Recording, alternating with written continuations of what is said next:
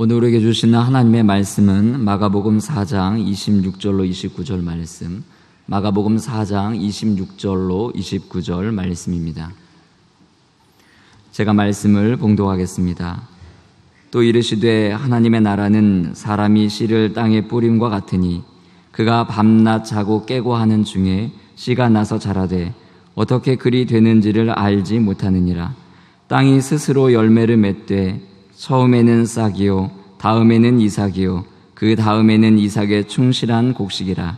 열매가 익으면 곧 낫을 대나니 이는 추수 때가 이르렀음이라. 아멘.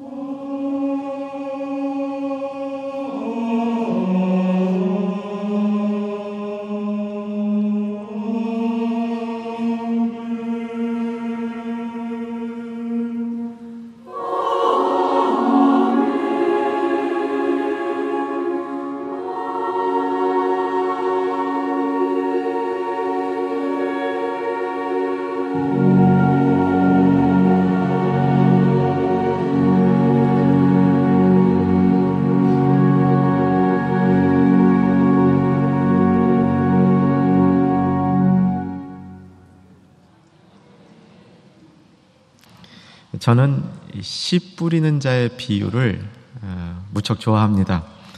기회만 된다면 더 널리, 더 자주 이 말씀을 나누고 싶은데 이유가 있습니다. 이유는 이 말씀 속에는 역동력이 있습니다. 그리고 이 말씀은 누구든지 언제든지 어떤 상황에서든지 실천할 수 있는 가르침을 우리들에게 제공해 주고 있습니다. 역동력은 하나님이 일하시는 모습입니다. 씨 뿌리는 자에 나오는 역동력은 30배, 60배, 100배의 열매를 맺는다. 이 말씀 속에 있죠. 네 종류의 밭, 거기에 씨가 뿌려지는데 열매를 맺는 밭은 옥토뿐이었습니다. 25%죠. 그래서 수학적으로만 말하면 한 씨가 4배의 열매만 맺어도 기본입니다. 그런데 30배, 60배, 100배의 열매를 맺으면 이 씨는 풍성하게 왕성하게 퍼져가는 것이죠. 또 이제 씨 뿌리는 자의 비유에서 씨를 뿌릴 때 저는 얌전히 뿌린다고 생각하지 않습니다. 저는 씨를 뿌릴 때도 팍 뿌린다고 생각을 합니다. 그리고 씨를 뿌리는 자의 발걸음도 조심조심 걸어가는 게 아니라 씩씩하게 걸어가면서 씨를 뿌린다고 생각합니다. 씨 뿌리는 자의 비유에는 이런 역동함이 있을 뿐 아니라 씨는 언제든지 뿌릴 수 있습니다. 그리고 씨 뿌리는 건 그렇게 배우지 않아도, 특별한 훈련을 받지 않아도 누구나 할 수 있는 그런 일이다 볼 수 있죠. 아마 많은 중년의 가족들이 이 말을 알고 아마 좋아하실 것 같아요. 내일 지구의 종말이 온다 할지라도 오늘 사과나무를 심겠다.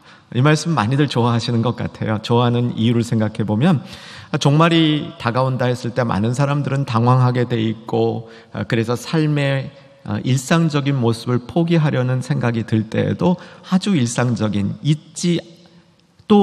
있을지도 없을지도 모를 미래를 향해서 오늘을 준비하는 그 모습이 지혜로워 보여서 이 말을 좋아하죠. 자, 이 말을 누가 한 말씀인지도 아시죠? 스피노자, 성경 아닙니다. 스피노자. 무슨 스피노자, 피자 같기도 하고 노자 같기도 한데, 이 스피노자가 유대인이라는 사실을 아는 사람은 많지 않을 겁니다. 스피노자는 유대인이었고요.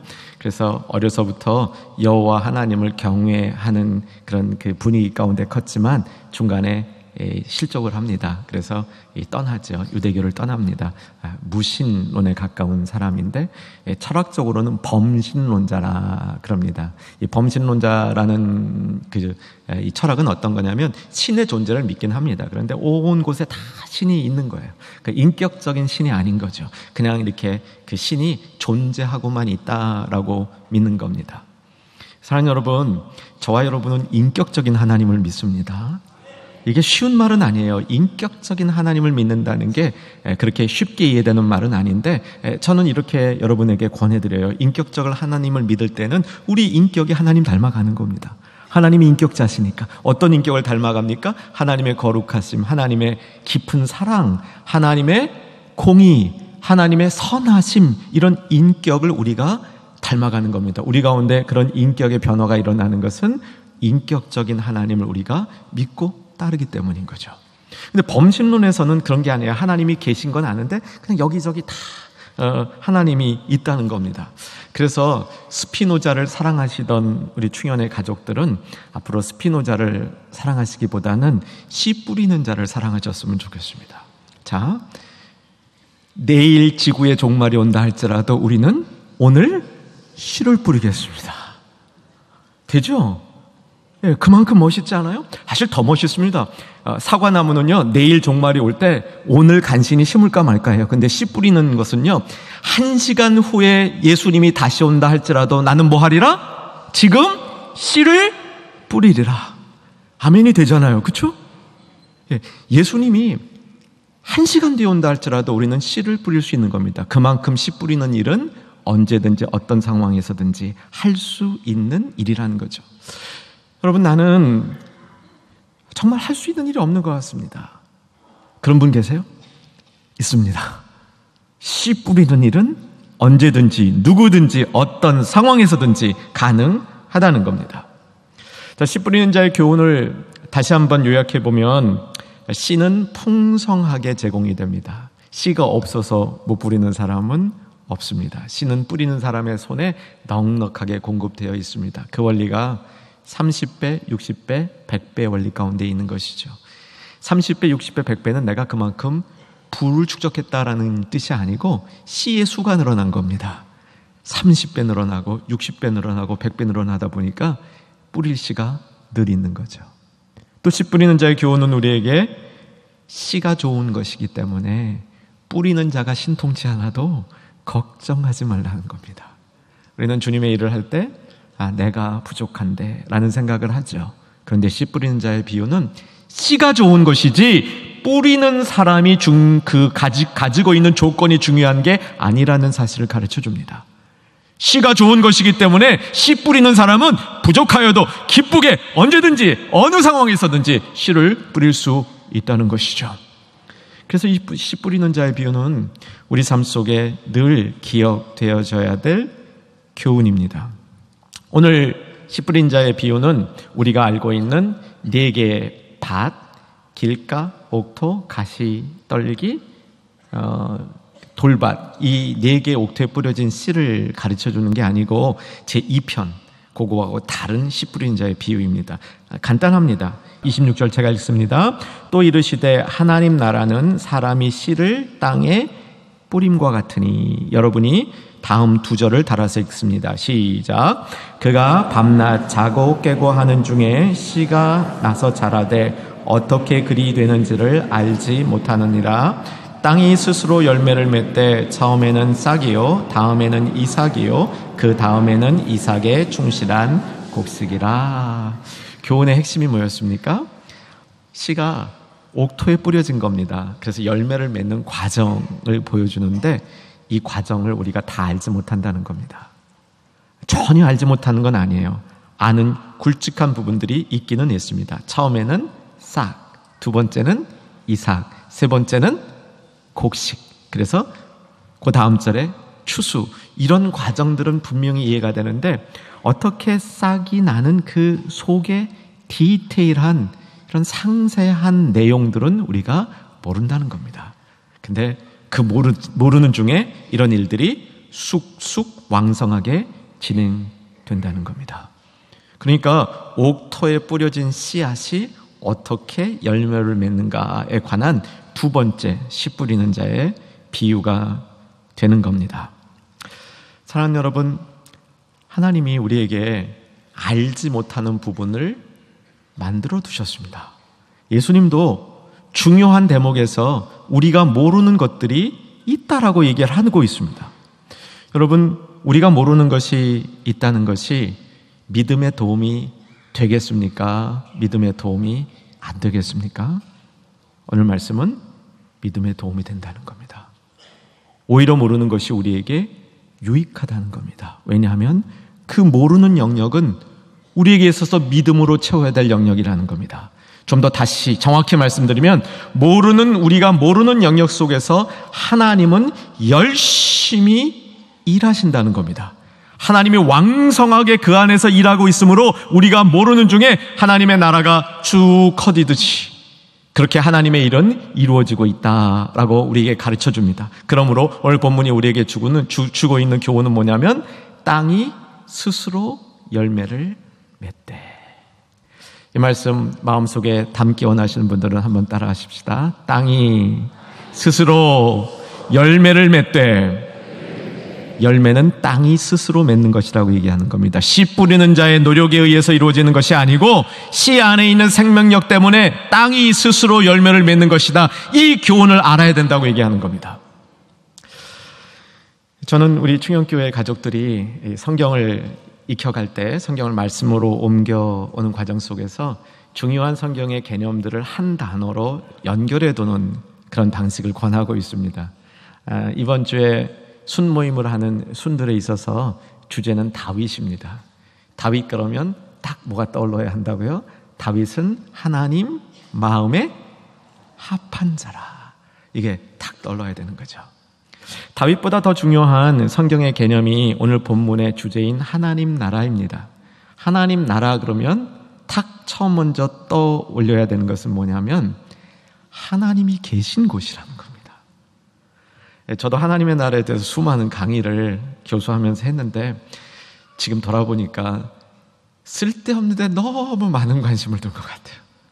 하나님 나라 그러면 제일 중요한 건 하나님이에요. 하나님 없이 하나님 나라에 대해서 논하는 게 너무 많아요. 하나님 나라, 하나님이 계신 곳입니다. 그런데 하나님이 계시면 하나님은 속성상 계신 곳에 가만히 안 계셔요. 그 계신 곳에서 하나님의 역동적인 통치가 시작이 됩니다. 하나님이 일하시는데 하나님이 일하는 그 일 속에는 역동력이 있습니다. 하나님 나라의 비유 씨 뿌리는 자는 그 역동력을 보여줍니다. 하나님이 일하실 때 역동력이 있고 그 역동력의 근원에 생명이 있는데 하나님이 일하시는 그 자체를 통치라고 얘기하는 겁니다. 하나님은 가만히 못 계십니다. 하나님은 그곳에서 하나님이 계신 곳에서 통치하고 계시다는 겁니다. 아멘 되시겠습니까? 그래서 내 안에 하나님이 계실 때, 내 안에 하나님 나라가 이루어질 때 하나님이 통치하시고 그 안에서 역동적으로 움직이시는 겁니다. 그래서 열매도 맺어지게 되는 것이죠. 하나님이 그런데 왜 이 모든 것을 우리에게 알려주시지 않을까요? 이 싹이 나고 이삭이 되고 곡식이 되고 추수하는 건 우리가 아는데 그 안에 일어나는 모든 일들을 왜 하나님께서 알려주시지 않을까요? 첫 번째 이유는 교만을 우리에게 허락하지 않으시기 때문입니다. 창조주이신 하나님과 피조물 우리 사이에 있는 차이가 무엇인지를 보여주는 거죠. 사랑하는 여러분, 오늘 또 예배드리면서 내 안에 있는 교만을 물리치는 복된 역사가 있기를 주의 이름으로 축원합니다. 우리는 교만 참 쉽게 교만해집니다. 마음을 방치해두면 바로 교만이 들어옵니다. 내 마음이 깨어있지 않으면 교만은 아주 쉽게 내 안에 들어오는데 교만은 배우지 않아도 그렇게 되면 노력하지 않아도 교만해지고 또 더욱이 내가 교만할 상황이 전혀 아닌데도 교만해집니다. 이게 문제죠. 겉으로는 굽실굽실하는 것 같은데 속마음속에는 교만으로 가득한 경우도 있습니다. 저는 오늘 이 교만을 얘기하면서 개인적인 교만보다는 교회의 교만을 한번 같이 잠시 생각해 보려고 합니다. 저희 동료 목사들이 있는데 대부분 미국 이민교회 목회하고 있습니다. 저희 동료들이 한 10여 년 전에 모일 때 보면 요즘은 조금 더 성숙했습니다. 그때 모일 때 보면요, 모임에서 가장 말이 많은 목사님이 그 시점으로 목회가 가장 잘 되는 목사님입니다. 목회가 잘 되면요 말이 참 많아집니다. 저는 목회의 성공이라는 단어는 적합하지 않다고 생각합니다. 목회는 성공이 없다고 생각합니다. 주님을 잘 뜻을 이루어드리는 기쁨은 있을지 모르지만 성공은 없는 것 같아요. 그런데 이 교회로 와보면 교회도 똑같습니다. 개인적으로 우리는 교만하지 않으려고 노력하는 성숙된 성도들이 교회의 지도자로 남아 있습니다. 그런데 교회 전체로 놓고 보면 교회가 잘 된다라는 인식이 들면 그럼 바로 그 교회도 교만해지는 것 같아요. 좀 잘 되는 목회자가 말이 많듯이 교회도 참 말이 많은 것 같습니다. 복음의 말이 아닌 쓸데없는 말들이 많아지는 것 같습니다. 세상을 향해서도 또 교회 안에서도 우리가 해냈다. 그래서 이것은 우리 것이다. 우리가 이렇게 성장했다. 우리가 이렇게 영역이 넓어졌다. 우리가 이렇게 많은 사람들이 모이고 있다. 우리의 자산이 이렇게 많다. 우리 교회의 교인들은 이렇게 훌륭한 사람들이다. 마치 내가 한 것처럼, 마치 우리가 이룬 것처럼 교회가 교만해지는 경향들이 있다는 겁니다. 자, 오늘 본문은 그러지 못하도록 주님의 엄중한 그리고 분명한 말씀이 이루어지는 거죠. 땅이 스스로 열매를 맺되, 사람이 한 게 아니라는 겁니다. 하나님이 주권적으로 하신 거라는 겁니다. 땅이 스스로 열매를 맺되, 대신 전혀 모르는 방식으로 아무렇게나 이루어진 것은 아니라는 겁니다. 하나님이 정하신 방법이 있다는 겁니다. 처음에는 싹이요, 다음에는 이삭이요, 곡식이요, 추수요, 이렇게 정한 방식대로 이루어진다는 겁니다. 우리는 여기서 이런 질문을 던져봐야 됩니다. 하나님이 우리에게 이런 모든 과정을 다 안 알려주셨다 그러는데 이것이 우리에게 유익할까요? 그렇지 않을까요? 이미 여러분 답을 아시죠? 우리에게 유익합니다. 제가 뉴저지에서 목회할 때 방지일 목사님께서 지금은 이제 주님 품에 가셨는데 102세 되셨을 때 그 교회에 오셔서 말씀을 전해주셨어요. 102세 된 목사님이 설교를 하셨습니다. 그때 박 목사님은 거의 매주 설교하셨던 것 같아요. 이제 설교 전에 목사님하고 교제할 시간이 있었는데 제가 금방 깨달은 건 뭐냐면 수년 전에 뵐 때하고 다르게 청력을 잃어버렸어요. 거의 못 알아들으세요. 듣질 못하세요. 근데 여러분 듣지 못하는 사람들의 특징이 있습니다. 듣지 못하기 때문에 위축이 돼요. 그래서 말도 잘 안 하세요. 근데 박 목사님의 특징은 듣지는 못하는데 말씀은 또박또박 잘하세요. 그래서 좀 이게 무슨 이 힘일까라는 생각을 하고 여쭤봤습니다. 목사님 말씀이 잘 안 들리시는 것 같습니다. 불편하지 않으세요? 그러니까 목사님이 편해요 그러시는 거예요. 듣지 않아도 되는 얘기 뭐 안 들으니까 편해요 그러시는 거예요. 그런데 하실 말씀은 정확히 기억하고 있는 겁니다. 미국에 우리 방질 목사님만큼 유명하셨던 목사님이 계셨습니다. 감리교 감독이셨는데 100세가 되도록 목회를 하셨습니다. 이분이 100세가 되어서 70년 이상 목회를 하신 거죠. 그때 이제 기자들이 물어봤습니다. 목사님 이렇게 오랜 기간 목회를 하면서 가장 중요하게 깨달은 깨달음이 무엇입니까? 라고 기자들이 물었더니 답이 뭐였냐면 제 일생 참 많은 근심 걱정을 했는데 근심 걱정의 대부분은 일어나지 않을 일에 대한 근심 걱정이었습니다. 이런 답이셨습니다. 사랑하는 여러분, 구약에 나오는 하나님의 보호를 세 가지에 빗대어서 우리가 나눈 적이 몇 번 있죠? 아직 기억하십니까? 첫 번째, 까마귀 보호. 두 번째, 독수리 보호. 세 번째, 울타리 보호. 여러분, 까마귀 보호는 뭐냐면 먹을 게 없을 때 먹을 거 갖다 주는 겁니다. 여러분, 이런 경험 한 번 있으면 정말 주님, 하나님 살아계시다는 거 인정하죠. 근데 이거는 자주 일어나는 게 아닙니다. 매번 하나님이 까마귀를 통해서 먹이시는 건 아니에요. 필요할 때 한두 번 그렇게 하나님이 하시는 것이죠. 독수리 보호는 뭐냐면 밑에 떨어뜨려 놓고 위험 상황에 독수리가 날개로 탁 자기 이 새끼 독수리 받아주는 거, 그런 거죠. 그러니까 이 독수리 보호도 내가 아주 위험한 상황 속에서 주님의 보호하심으로 소생하는 거니까 특별한 경험입니다. 근데 울타리 보호는 달라요. 울타리 보호는 일어날 일이 일어나지 않도록 하나님께서 이렇게 보호의 울타리를 쳐주시는 거예요. 그렇죠? 그러니까 하나님이 우리를 보호하시는 방법 중에 가장 많은 보호의 방식은 울타리 보호인 겁니다. 자, 여기서 한번 우리가 생각해 보십시다. 울타리 밖에서 일어나는 일을 내가 만약 다 한다면 나에게 좋겠습니까? 안 좋겠습니까? 좋기를 원하시는 분은 그대로 이루어질 수도 있습니다. 그러지 않기를 원합니다. 아니, 하나님이 다 보호해 주셔서 안 일어나게 한 건데 그거 무슨 일이 그때 일어날 걸 갖다가 미리 알면 그럼 이제 걱정이 많아지는 겁니다. 걱정이 많아지는데 우리가 걱정하지 않아도 되는 것은 울타리로 보호해 주시기 때문인 것이죠. 사랑하는 여러분, 그래서 우리가 다 안다는 것이 축복이 아니라는 겁니다. 다 안다는 것보다 더 우리에게 축복인 것은 우리가 바른 길로 하나님을 향하여 이동하고 있는지 그것을 아는 것이 훨씬 더 중요하다는 것이죠. 이 사실을 잘 모르면 소위 말하면 불가지론에 빠질 수 있습니다. 불가지론은 뭐냐면 하나님이 계시지만 알 수 없는 하나님이라는 겁니다. 우리 불가지론에 대해서 익숙합니다. 자, 엿장수가 일본의 가위를 몇 번 치죠? 엿장수 맘대로. 그래서 하나님도 엿장수 맘대로 가위를 치시는 것처럼 엿장수 맘대로 하신다. 그런 하나님이다. 여러분, 이 생각은요 아주 조금만 맞습니다.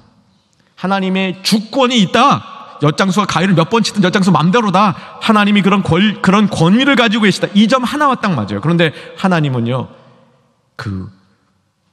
이렇게 되든 저렇게 되든 아무 상관없이 우리를 생각하지도 않고 가위질하지 않으신다는 겁니다. 방향이 있으셔요.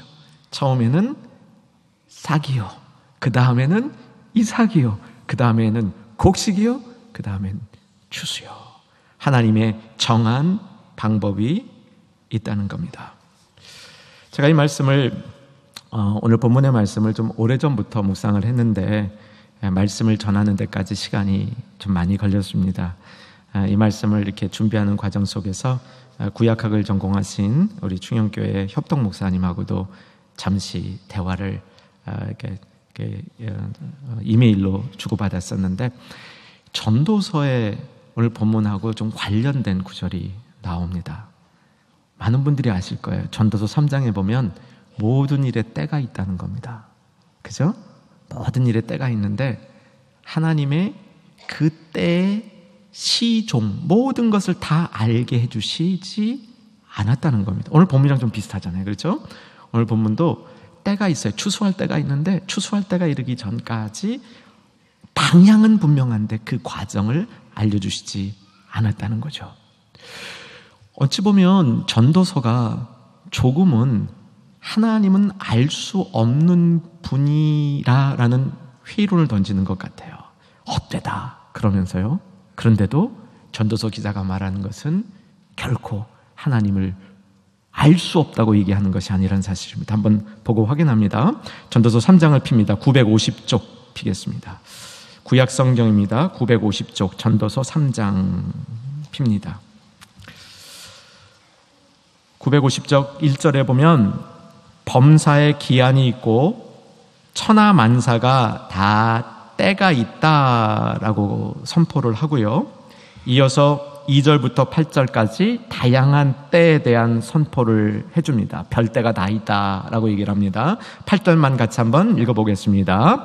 사랑할 때가 있고 미워할 때가 있으며 전쟁할 때가 있고 평화할 때가 있느니라. 이렇게 다양한 때가 있는데 9절을 보시면 일하는 자가 그의 수고로 말미암아 무슨 이익이 있느냐, 때가 이르지 못하면 수고해도 거둘 수 없다라고 얘기를 하는데, 그러면 아무 수고도 하지 말라 그런 뜻이냐? 또 그게 아니라고 얘기합니다. 10절에 가니까 하나님이 인생들에게 노고를 주사 애쓰시는 것을 내가 보았노라. 인생은 노고하게 되어 있다라는 것을 가르쳐주면서, 그러나 11절에 이 모든 것을 이제 요약해 주는 겁니다. 11절 중요한 말씀이죠. 같이 읽겠습니다. 하나님이 모든 것을 지으시되 때를 따라 아름답게 하셨고 또 사람들에게는 영원을 사모하는 마음을 주셨느니라. 그러나 하나님이 하시는 일의 시종을 사람으로 측량할 수 없게 하셨도다. 하나님이 주권적으로 일하시는 방법입니다. 하나님이 인생들에게 가야 될 길을 정해주시고 그런 가운데 수고하게 만들면서, 그러나 모든 일들을 알지 못하게 하심으로 하나님 주권 앞에 나오게 하는 것이죠. 계속 전도서의 말씀을 더 봅니다. 12절에 보면 사람들이 사는 동안에 기뻐하며 선을 행하는 것보다 더 나은 것이 없는 줄 내가 알았도다. 중요한 깨달음이죠. 드디어 전도서 기자가 깨닫습니다. 이런 중에 제일 중요한 것은 선을 행하고 사는 것인데, 그 선을 행하는 것이 무엇인지 13절에서 설명하고 있습니다. 13절도 눈여겨봅니다. 같이 읽겠습니다. 사람마다 먹고 마시는 것과 수고함으로 낙을 누리는 그것이 하나님의 선물인 줄도 또한 알았도다. 선하게 사는 방법이 뭐냐면 하나님이 주신 기본적인 것들, 먹고 마시고 수고하며 누리고 사는 그 일이 선을 행하는 일의 중요한 방식이라는 것을 아는 거죠. 이 전도서의 모습을 보면 하나님이 우리에게 시종을 알지 못하게 하는 일과 영원을 우리 속에 두셨다는 겁니다. 그래서 그 영원을 우리가 막연히 사랑하는 마음, 사모하는 마음을 주셨다는 겁니다. 그런데 그 영원을 전체로 우리가 다 알 경우에는 우리에게 짓눌림도 있을 수 있다라는 가르침을 주는 겁니다. 이런 가르침을 통해서 우리가 배워야 될 것은 하나님의 주권을 믿고 하나님의 주권 아래서 그 섭리 안에서 살아가는 방법을 익혀야 하는 것이죠. 저는 이런 생각도 해봅니다. 때로는 우리가 좋은 때만 있기를 바란다.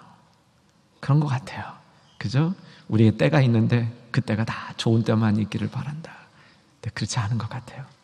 하나님의 가르침 가운데는 좋은 때도 있고 그렇지 않은 때도 있지만, 그럼에도 불구하고 이 모든 것들을 하나님의 방법대로 이끄셔서 마지막에 하나님의 길로 인도하시는 그 하나님 보여주는 거죠.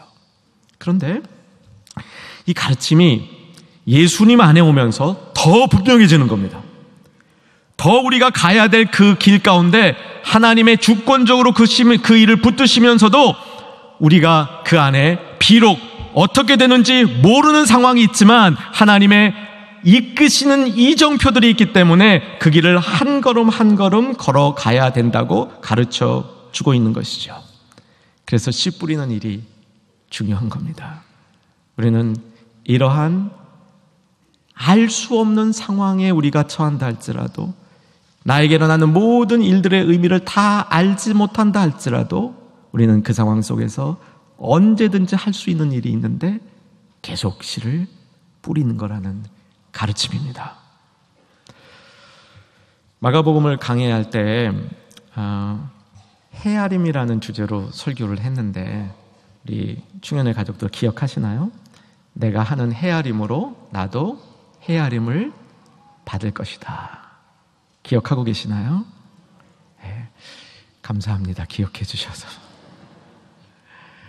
그 말씀이 우리에게 도전이 되었었습니다. 근데 그 말씀의 위치가 어디 있는지 오늘 좀 한번 확인해 볼까요? 오늘 본문을 피고 있으신데 본문 마가복음 4장 바로 앞을 보시면 오늘 본문이 26절부터 시작이 되는데 24절을 가보시면 24절 말씀 같이 한번 읽겠습니다. 시작.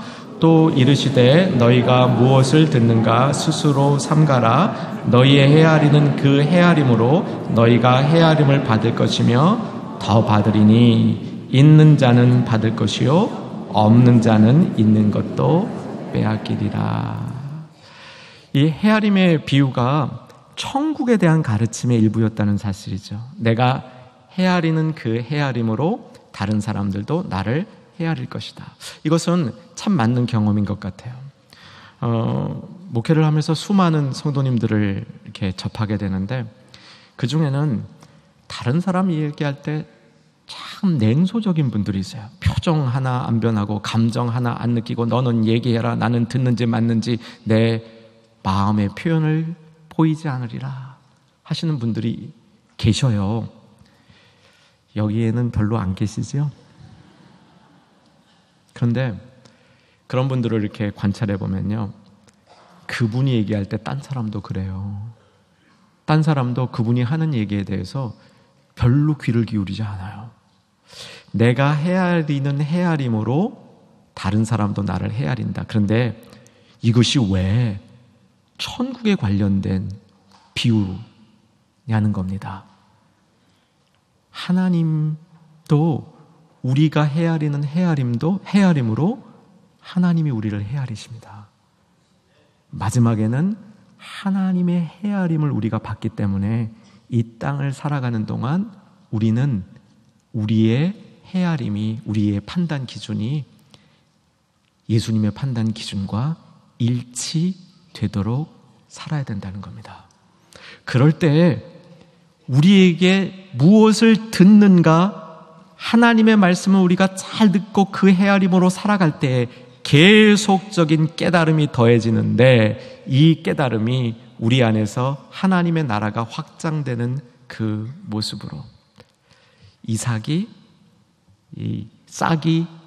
이삭이 되고 이삭이 곡식이 되고 곡식이 추수가 되는 모습으로 발전되어져 나간다는 겁니다. 저는 본문 다음에 있는 가르침도 한번 살펴봤으면 좋겠습니다. 30절 말씀에 보면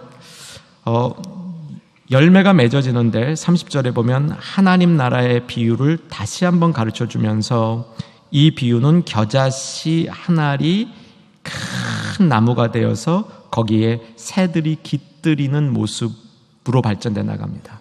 우리가 씨를 뿌리는 삶을 살아갈 때 그 씨 뿌려진 씨들은 열매가 맺어질 때 이 열매의 모습이 큰 나무에 깃들이는 새와 같다는 것이죠. 여러분, 이 모습을 같이 한번 상상해 봤으면 좋겠습니다. 그리고 우리의 삶 속에, 우리의 교회 속에 누군가를 깃들일 수 있는 삶의 모습이 될 수 있기를 소망하는 이 시간이 되었으면 좋겠습니다. 여러분, 깃들인다는 건요, 이 시대의 가치관은 아닙니다. 이 시대의 가치관은 뭐냐면 계산이 서야 됩니다. 예측이 돼야 되고, 예측이 된 다음에 준비가 되어져야 되고, 준비가 되어진 대로 시행이 되어지고, 그렇게 됐을 때 좋은 일이라는 평가를 받습니다. 그런데 주님 나라의 일은 무엇이냐면 깃들이는 겁니다. 얼마나 많은 새가 깃들였는지 모릅니다. 그 새들이 어떠한 방식으로 나무에 날아와서 나무 속에 거 있는지 그 방법도 저 구체적으로 깨달아지지도 계산도 되지 않습니다. 그런데 하나님 나라의 세계는 그런 거라는 겁니다. 언젠가 저희 목회자들 모임 가운데 한국 교회 원로이신 홍정길 목사님께서 이런 말씀을 해주셨습니다. 목회를 하다 보면 교회가 이렇게 배처럼 가다 보면 바위에 걸린 것 같은 그런 때도 있다. 인생도 그렇죠. 인생도 가다 보면 바위에 걸린 것 같은, 그래서 암초에 걸린 것 같은 때가 있다는 거죠. 그 바위를 어떻게 벗어나느냐? 벗어나려고 애쓰는 게 아니라 물을 가득 채워서 수위를 높이면 배가 떠올라서 자연히 바위를 넘어간다는 겁니다. 그게 깃들이는 모습이죠. 사랑하는 여러분, 씨 뿌리는 자는 언제든지 씨를 뿌릴 수 있습니다. 우리의 삶의 어떤 상황 속에서도 씨를 뿌리는 자 될 수 있기를 사모하시고, 비록 우리가 행하는 과정 하나하나를 다 모르지만 이것이 축복입니다. 왜냐하면 그 모르는 시기가 믿음의 시간이고, 그 시기에 역동적으로 역사하시는 우리 주님이 계시기 때문입니다. 그 주님의 마지막 방향은 분명합니다. 열매를 맺게 하시고 추수를 하시게 하는 겁니다. 이러한 주님의 주권 가운데 우리의 삶이 씨 뿌리는 자로 겸손하게 드려지는 복된 삶이 되기를 주의 이름으로 축원합니다. 구주 예수 그리스도의 은혜와 하나님 아버지의 크신 사랑과 성령님의 내주교통, 위로 충만케 하심이 씨 뿌리는 자로 주님의 사역에 감당하며 세상으로 나가는 주의 백성들 위해 이제로부터 영원토록 함께 있을지어다.